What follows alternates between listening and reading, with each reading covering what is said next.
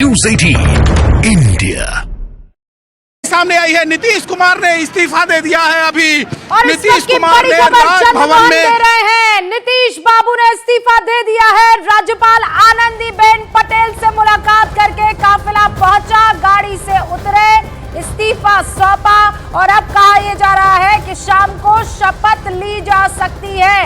ये बड़ी खबर, चंद्रमोहन इस्तीफा दे चुके हैं। बिल्कुल, अभी जो खबर सामने आई है उसमें यह है कि नीतीश कुमार अपना इस्तीफा राजभवन में राज्यपाल विश्वनाथ आर्लेकर को उन्होंने सौंप दिया है और अब नई सरकार बनाने की कवायद शुरू हो जाएगी। नीतीश कुमार बस चंद मिनट बाद इस गेट से, आउट गेट से राजभवन से बाहर आएंगे और उसके बाद फिर अभी नीतीश कुमार के निकलते ही बीजेपी के नेताओं को जानकारी दी जाएगी कि उनके जो भी विधायक हैं वो यहाँ पर मुख्यमंत्री आवास 1 कन्यामार्ग पहुंचे और फिर वहाँ पर मीटिंग शुरू होगी। तकरीबन 200 कुर्सियाँ संवाद कक्ष में लगाई गई है, जहाँ पर एक बार फिर से मीटिंग शुरू होगी। एनडीए विधायक दल के नेता नीतीश कुमार चुने जाएंगे और 9वीं बार नीतीश कुमार यहाँ पर फिर से मुख्यमंत्री बनने के लिए पहुंचेंगे, अपना दावा पेश करेंगे। तो नीतीश कुमार 9वीं बार इस्तीफा देने के लिए इस्तीफा इनफैक्ट वो दे चुके हैं। चंद्रमोहन, मैं आपसे और तमाम दर्शकों से माफी मांग लूं,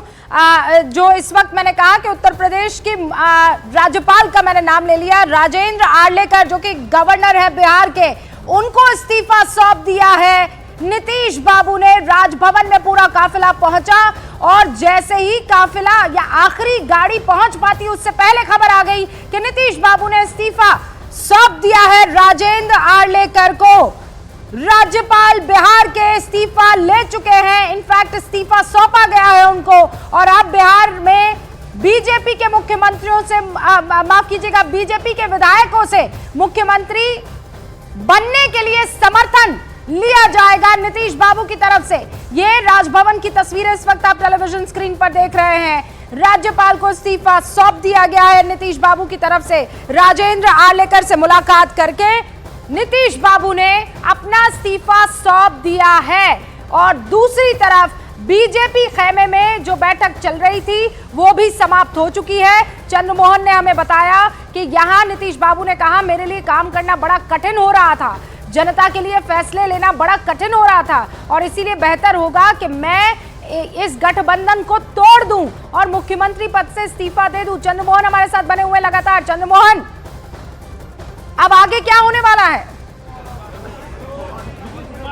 बिल्कुल, देखिए, नीतीश कुमार यहाँ से निकलेंगे, राजभवन में अभी मौजूद हैं, वो राज्यपाल को अपना इस्तीफा सौंप चुके हैं और अभी निकलेंगे, फिर वो मुख्यमंत्री आवास 1 कन्यामार्ग पहुंचेंगे, जहां तमाम बीजेपी के विधायक भी पहुंचेंगे, एमएलसी पहुंचेंगे, सांसद पहुंचेंगे और बीजेपी के वरिष्ठ नेता भी पहुंचेंगे और यहां पर नीतीश कुमार एक बार फिर से विधायक दल के नेता चुने जाएंगे और फिर नीतीश कुमार पहुंचेंगे दावा पेश करने के लिए। कहा यह जा रहा है कि आज 4 बजे के करीब शपथ ग्रहण समारोह होगा, तो तैयारियां लगभग पूरी की जा चुकी हैं राजभवन के अंदर में भी। और आज से 2 दिन पहले जिस दिन यह बातें सामने आई थी कि नीतीश कुमार 28 तारीख को जाकर इस्तीफा सौंपेंगे और उसके बाद शपथ लेंगे, उसी दिन राजभवन में 3 अधिकारी पहुंचे थे, जिसमें एक नीतीश कुमार के सबसे खासे अधिकारी थे और उन्होंने राजभवन के अधिकारियों के साथ मीटिंग की। आगे कैसे शपथ ग्रहण होगा, कौन कौन लोग पहुंचेंगे, उसके लिए क्या व्यवस्थाएं होगी,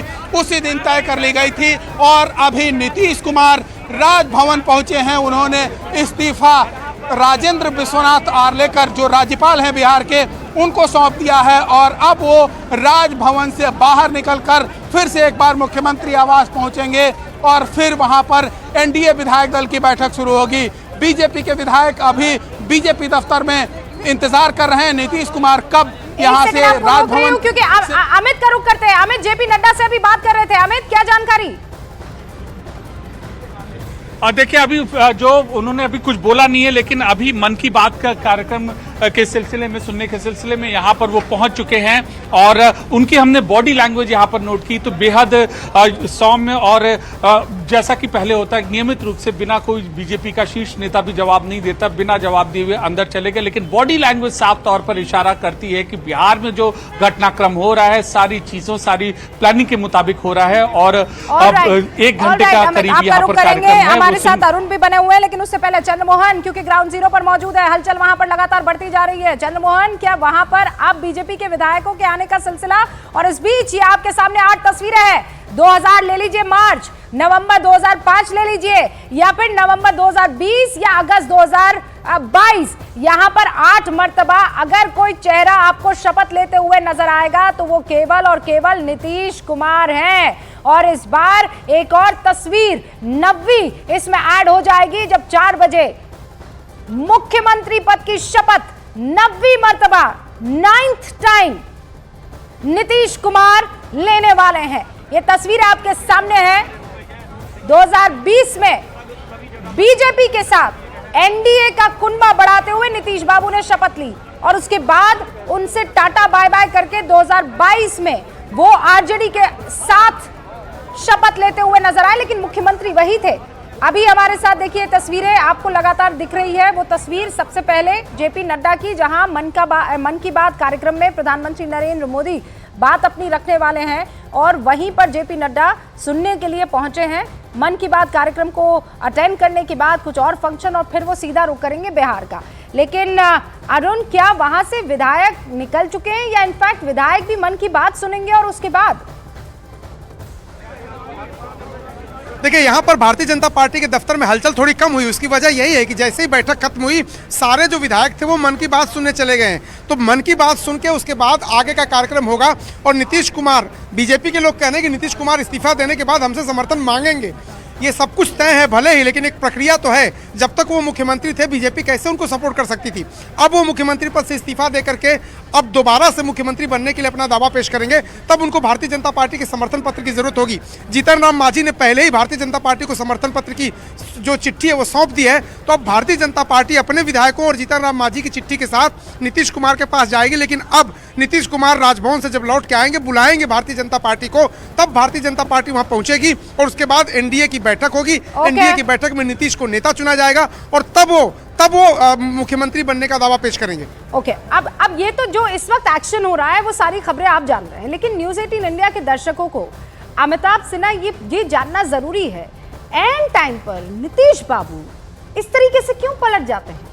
क्या हुआ ऐसा कि उन्होंने कहा अच्छा खासा जो चल रहा था साथ में एक दूसरे, ठीक है तल्खी जुलाई महीने से दिखने को मिल गई थी, जनवरी में तो हालात और ज्यादा खराब हो गए थे, लेकिन ऐसा नहीं है कि खींचा नहीं जा सकता था। मैं अमिताभ 1 सेकंड रोक रही हूँ। राजभवन में नीतीश बाबू ने कुछ कहा है और चंद्रबाबू के पास, मोहन के पास उसकी जानकारी है, रुक कर लेते हैं उनका। चंद्रमोहन, क्या जानकारी है? नीतीश कुमार मुलाकात कर रहे हैं राज्यपाल से, उन्होंने पहुंचते के साथ अपना इस्तीफा सौंप दिया है। लेकिन जो अंदर में हो रही थी मुख्यमंत्री आवास में, जिसमें तमाम जेडीयू के मंत्री, विधायक और साथ ही सांसद मौजूद थे, वहां पर नीतीश कुमार ने कहा कि महागठबंधन में आरजेडी के साथ सरकार चलाना काफ़ी मुश्किल होता है, मुश्किल हो रहा था। और कई ऐसा वक्त आया जब उनको निर्णय लेने में भी दिक्कत आ रही थी, अधिकारियों के ट्रांसफर पोस्टिंग में काफ़ी परेशानियों का सामना करना पड़ रहा था और कई ऐसे मौके आए जब नीतीश कुमार को कई फाइलों को रोकना पड़ा। नीतीश कुमार ने साफ तौर पर यह मीटिंग में कहा है, तो ये समझा जा सकता है कि नीतीश कुमार को काम करने में कितनी परेशानियों का सामना करना पड़ रहा था। और यही वजह है कि नीतीश कुमार महागठबंधन छोड़कर अब एनडीए के साथ सरकार बनाने जा रहे हैं। न्यूज़ 18 इंडिया ने आज से 3 दिन पहले यह बताया था कि नीतीश कुमार 28 तारीख को शपथ लेंगे और वो घड़ी भी आ गई है जब नीतीश कुमार पहुंचे हैं यहाँ पर इस्तीफा देने के लिए और 4 बजे के करीब नीतीश कुमार यहाँ पर शपथ लेंगे। जो जानकारी मिली है उसके मुताबिक नीतीश कुमार के साथ 3 और मंत्री शपथ ले सकते हैं, जिसमें 2 उप मुख्यमंत्री होंगे और 1 मंत्री शामिल हो सकते हैं। तो उसकी तैयारियां आज से 3 दिन पहले कर ली गई थी। राजभवन में 3 अधिकारी, जिसमें एक नीतीश कुमार के सबसे खास अधिकारी माने जाते हैं, वो नीतीश कुमार वो पहुंचे थे राजभवन के अधिकारियों के। जरा वो दर्शकों को बता दूं और फिर आपका रुख करूंगी। जेडीयू की बैठक में नीतीश बाबू ने जो बातें कही है वो दर्शकों को बता देना चाहती हूं। हालांकि वो बात आपने कही है उसी को दोहराऊंगी, लेकिन फिर भी बड़ी खबर यह है जो चंद्रमोहन दे रहे हैं कि नीतीश ने ये कहा वहां पर कि देखिए हमारा अब काम करना मुनासिब नहीं है, हम काम कर ही नहीं पा रहे हैं। हम जनता के लिए जो नीति और जो फैसले करना चाहते हैं उसमें बड़ी कठिनाई आ रही है और इसीलिए अब ये संभव नहीं हो पाएगा कि रिश्ता ये गठबंधन आगे बढ़ाया जाए। लेकिन अमिताभ अंदर की खबर क्या है भाई, क्या वजह थी कि अब जाकर ये फैसला लिया? सबसे पहले तो एक लाइन बोलना चाहूँगा समाजवादियों के बारे में। समाजवादी खुद ही कहते हैं, जो समाजवादी नेता हैं, कि जो भी समाजवादी हैं न 6 महीने साथ रह सकते हैं न 6 महीने अलग रह सकते हैं। यानी साथ रहेंगे तब भी झगड़ेंगे, अलग रहेंगे तब मिलने की कोशिश करेंगे। उसी सिलसिले को अगर देखा जाए तो नीतीश कुमार 1994 पहली बार लालू प्रसाद यादव की जनता दल से अलग हुए थे और समता पार्टी बनाई थी। उसके बाद आप लगातार हर 2 साल में 3 साल में, जब बिहार में सत्ता में नहीं होते थे तो केंद्र में वो मंत्री होते थे, चाहे वाजपेयी की सरकार हो चाहे दूसरी जनता दल की सरकार हो, यूनाइटेड फ्रंट की। तो मुझे लगता है कि नीतीश कुमार का इस बार का जो कहना है कि आरजेडी के साथ मुश्किल हो रही थी, उनको मुश्किल हो रही होगी, लेकिन इसके पहले उनको प्रधानमंत्री मोदी और बीजेपी से ही मुश्किल हो रही थी। इस बार की मुश्किल ये है क्योंकि बीजेपी के नेता बहुत खामोश है। रूबी का अगर देखें तो एक भी बयान, कहीं पे विक्ट्री साइन, कहीं कुछ नजर नहीं आया है। दोनों पार्टियां, जेडीयू को मुश्किल वहां थी नीतीश कुमार को कि लालू एसर्ट कर रहे थे, तेजस्वी भी एसर्ट कर रहे थे। तेजस्वी एक नेता के रूप में खड़े हो चुके हैं, उनका वोट बैंक अपना है। इस बार उनके दबाव में थोड़ा वोट बैंक खिसक रहा था, क्रेडिबिलिटी भी थोड़ी कम हो रही थी। ऐसे में उनके पास मजबूरी थी कि मजबूत रहना है तो बीजेपी के पास जाओ, जो उनकी पार्टी में एक बड़ा तबका चाहता था। पर अमिताभ, ये आनंद तो तब आएगा जब पता चले कि पहले कौन गया, प्रपोज किसने किया। ये जो दोबारा शादी हो रही है, प्रपोज किसने किया? ये मैरिज ऑफ कन्वीनियंस है और इस बार शुरुआत नीतीश जी की है। बीजेपी अंत तक बीजेपी के आले नेता सीधे किसी भी डील में शामिल नहीं हुए हैं। ये हमारे हाईली प्लेस सोर्सेज का यही कहना है कि कोई भी बड़ा नेता शुरू में बातचीत में शामिल नहीं हुआ है। नीतीश कुमार खुद भी अगर गवर्नर के पास 2 बार गए तो जेडीयू सूत्रों ने यही कहा था कि गवर्नर को उन्होंने जाकर सारी बात बताई है कि अगर आरजेडी उनसे अलग होता है या फिर उनकी पार्टी से एक खेमा टूटकर अलग होता है। तो मुझे लगता है कि बीजेपी इस बार बहुत ही फूंक कर कदम रख रही है और इस बार कहते हैं ना, दूध का जला भी छाछ फूंक कर पीता है, और यही काम जो है बीजेपी की तरफ से हो रहा है। लेकिन काम तो हो गया, छाछ तो पी जा रही है। अब क्यों पी जा रही है, इसके पीछे की वजह एनालाइज करने के लिए हर्षवर्धन त्रिपाठी जी हमारे साथ जुड़ चुके हैं, राजनीतिक विश्लेषक है। मैं अपने तीनों सहयोगियों से कहना चाहती हूँ कि इनफैक्ट चारों से कोई भी बड़ी खबर आती है आप बस इशारा कर दीजिएगा और हम आपका रुख कर लेंगे। और इस बीच बस हर्षवर्धन त्रिपाठी जी, सवाल ये है, ये हुआ तो हुआ क्यों, किया तो किया क्यों, और कुछ भी हो जाए सीएम तो अपने को ही बनना है।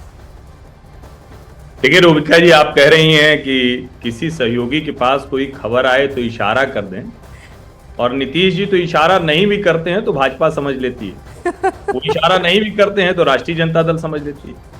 और नीतीश जी के लिए अगर कहें ना तो क्षणे रुष्टा क्षणे तुष्टा, रुष्टा तुष्टा क्षणे क्षणे, ये उनके लिए पूरी तरह से एकदम उपयुक्त बैठता है। वो एक ऐसी, मतलब उनकी भूमिका कभी कभी मुझे लगती है ना कि जैसे बहुत जो एकदम से वल्नरेबल लोग होते हैं कि गुस्सा आया तो अपने प्रेमी से तुरंत भागे और गए किसी और को पकड़ लिया, थोड़ी देर रहे, फिर एहसास हुआ कि नहीं प्रेमी तो वही था, प्रेम तो वही ज्यादा करता था, फिर अचानक एक दिन खूंटा तोड़ा के भाग लिए। तो नीतीश कुमार का कोई चरित्र नहीं है राजनीतिक तौर पर। नीतीश कुमार इस देश की राजनीति के सबसे बड़े मौका परस्त, अवसरवादी, धोखेबाज नेता के तौर पर जाने जाएंगे। ये रूबिका जी नहीं कहा जा सकता है कि देखिए बड़ी शातिर राजनीति, शानदार राजनीति। और मैं फिर से कह रहा हूं, ये भारतीय जनता पार्टी और नीतीश जी के लिए शानदार अवसर है। दोनों को 2019 दोहराने में कोई मुश्किल अब नहीं आने वाली है। 39 आउट ऑफ 40, फिर से हो सकता है 40 आउट ऑफ 40 हो जाए। लेकिन जो बिहार की जनता है, ये नीतीश कुमार की राजनीति का अवसान देखने जा रही है। और मैं इसे दोहरा रहा हूं, लोकसभा चुनाव 2024 नीतीश कुमार भारतीय राजनीति से समाप्त प्राय हो जाएंगे। और इसको लिख कर रख लीजिए रूबिका जी, मैं बहुत इसको गंभीरता से कह रहा हूं, क्योंकि अब उनके पास कोई विकल्प नहीं। वो एक तरह से कहते हैं ना, जो दिया बहुत तेज जलता है, फड़फड़ाता है, तो उसका तेल वेल सब खत्म हो चुका है। ये बाती के तेल पर जल रहे हैं। लाभ होगा भारतीय जनता पार्टी को, बड़ा लाभ होगा, धुरी खींच ली है, गठबंधन खत्म हो गया, लेकिन नीतीश कुमार को कोई बड़ा लाभ होने वाला है ऐसा मैं नहीं देखता हूं। लोकसभा चुनाव तक तो उनको लालू जी भी रखते। लेकिन हर्षवर्धन त्रिपाठी जी, आप ये कह रहे हैं कि ये धोखेबाजी जो है वो चरित्र में है, अगर आपके कहे मुताबिक इस पर यकीन किया जाए। लेकिन ये दोनों जो पार्टियां हैं, बड़ी बड़ी पार्टियां हैं, ये भी तो उसी आशिक की तरह काम करती है कि कोई बात नहीं, अगर मोहब्बत आपकी तरफ से मिल रही है तो हम लेने को तैयार है। यही काम तो इस वक्त बीजेपी ने भी किया है। नहीं, इसको रूबिका जी दूसरी तरह से देखा जाना चाहिए। भारतीय जनता पार्टी तो स्वाभाविक प्रेमी है।